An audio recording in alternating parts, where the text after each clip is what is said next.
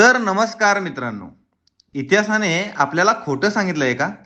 जगभरातील करोडो लोक ज्यावर विश्वास ठेवतात तो इतिहास आता हादरतोय.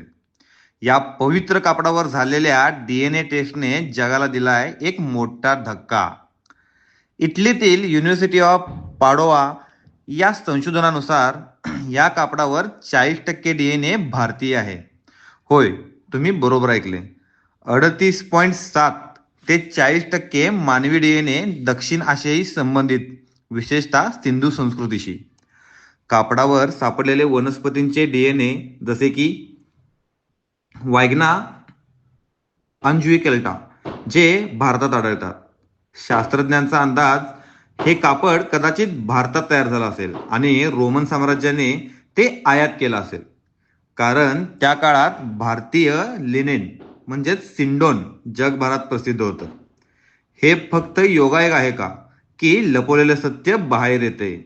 कारण संशोधन सांगतं सिंधू संस्कृतीशी संबंधित डीएनए, भारतात आढळणाऱ्या वनस्पतींचे पुरावे, वायग्ना अंजुइकेल्टा आणि सर्वात मोठं, भारतात तयार झालेलं कापड रोमन लोक वापरत होते. मग आता प्रश्न उभा राहतो, जीसस क्राइस्ट, येशू ख्रिस्त भारतात आले होते का? ते भारतीय होते का? ते महाराष्ट्राशी संबंधित होते का? महाराष्ट्रातील जगप्रसिद्ध लिनेन कापडाशी याचा काही संबंध आहे का? की शतकानुशतके आपल्यापासून सत्य लपवलं गेले? की हा फक्त डीएनएचा खेळ आहे, ज्यात शतकानुशतकांच्या स्पर्शाने तयार झाला आहे एक जैविक इतिहास? शास्त्रज्ञ स्वतः सांगतात हे निष्कर्ष अंतिम नाहीत, कारण हजारो लोकांनी या कापडाला स्पर्श केलाय. म्हणजे हे सत्य आहे की भ्रम?